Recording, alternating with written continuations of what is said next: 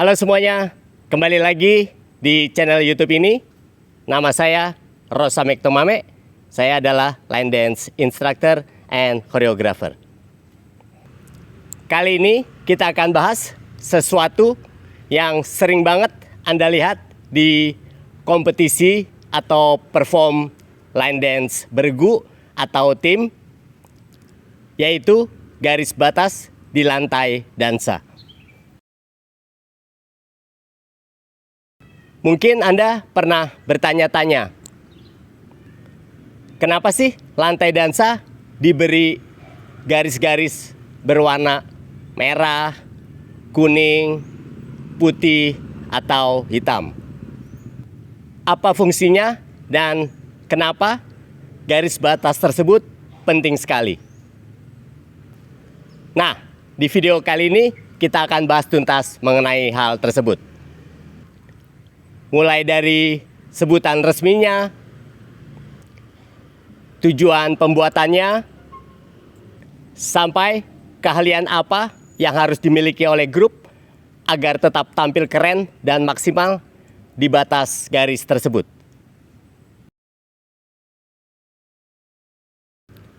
Garis batas di lantai dansa ini memiliki beberapa sebutan, tergantung konteksnya. Secara umum, istilah internasionalnya disebut floor boundary. Ya, saya akan tulis.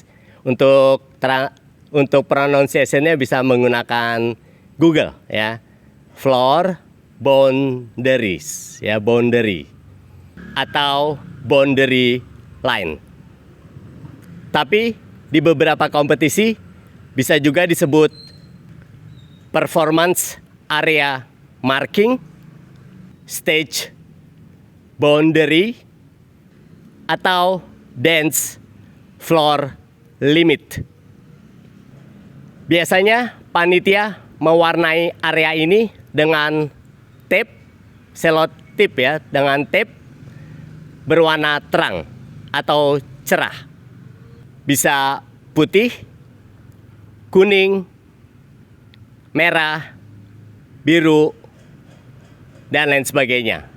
Namun tidak tertutup kemungkinan menggunakan tape berwarna gelap atau hitam. Tujuannya adalah agar penari tahu safe zone atau area menari yang aman saat mereka tampil. Jadi, kalau Anda lihat garis-garis di lantai dansa saat kompetisi, itu bukan hiasan, tapi pembatas area resmi yang harus dijaga oleh setiap grup yang tampil. Sekarang, kenapa sih garis batas itu sangat penting? Tujuannya ada 4 hal utama. Yang pertama adalah untuk fairness atau keadilan. Fairness, ya, nanti lihat di Google pronunciation, ya. Fairness atau keadilan. Maksudnya adalah setiap grup mempunyai ukuran area dansa yang sama. Jadi nggak ada yang curang dengan memakai area yang lebih luas untuk formasi dansa mereka. Yang kedua, untuk kerapihan visual. Garis batas membantu agar penampilan terlihat rapi dan proporsional. Proporsional. Kalau formasi keluar dari batas, tampilannya bisa terlihat acak-acakan di mata juri maupun penonton. Yang ketiga, untuk kontrol formasi dan posisi. Dengan adanya batas-batas, penari jadi lebih sadar ruang. Mengetahui seberapa jauh mereka dapat bergerak tanpa keluar dari formasi. Keempat, untuk keamanan. Tentu saja, ini juga berguna agar penari tidak keluar dari area lantai dansa, menabrak peralatan, atau terlalu dekat dengan tepi area dansa yang beresiko mencederai penari atau pedansa. Jadi, meskipun kelihatan sepele, garis ini sebenarnya adalah bagian penting dari sistem kontrol dalam kompetisi. Nah, supaya bisa tampil sempurna di dalam area batas tersebut, grup dansa harus memiliki beberapa keahlian penting. Ini adalah kemampuan untuk tahu posisi diri sendiri, rekan tim, dan garis batas tanpa harus menunduk melihat lantai. Biasanya dilatih lewat drill formasi dan latihan perpindahan posisi yang dilakukan secara berulang-ulang.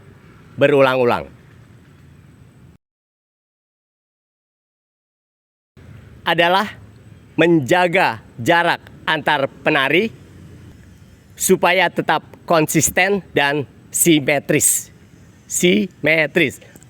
Simetris. Penari harus paham arah, depan, belakang, kanan, kiri, diagonal kanan, diagonal kiri, diagonal belakang kanan, dan diagonal belakang kiri. Kuncinya adalah counting yang ketat, dan kesadaran posisi.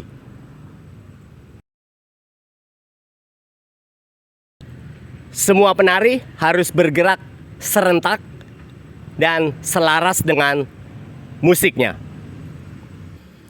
Kalau satu orang melangkah terlalu cepat atau terlambat, bisa saja dia keluar batas duluan.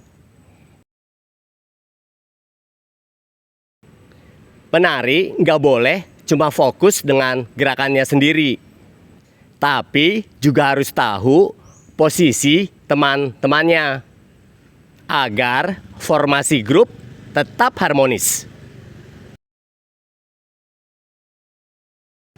Kalau area lantai dansa tempat kompetisi berbeda dengan tempat latihan, misalnya lebih kecil atau justru lebih luas, atau lantainya sangat licin, grup harus tetap menguasai spacing dan polanya tanpa merusak koreografi yang sudah dibuat. Inilah kemampuan mental dan teknis yang sangat penting di kompetisi atau perform yang sesungguhnya atau yang nyata. Jadi teman-teman, bisa kita simpulkan garis batas tersebut disebut boundary line atau floor boundary. Tujuannya adalah untuk menjaga keadilan, keamanan, dan keindahan visual di lantai dansa. Dan untuk bisa tampil maksimal di dalam batas area tersebut, grup harus menguasai spatial awareness, spatial awareness, formasi kontrol, koordinasi, dan yang gak kalah penting adalah disiplin tim. Kalau semua ini dikuasai, maka penampilan akan terlihat rapi, kompak, dan profesional, bahkan di ruang sekecil apapun. Terima kasih sudah menonton video ini. Sampai bertemu di video saya berikutnya. Jangan lupa untuk kasih like, komen, dan share. Akhir kata, have a nice day. Bye-bye.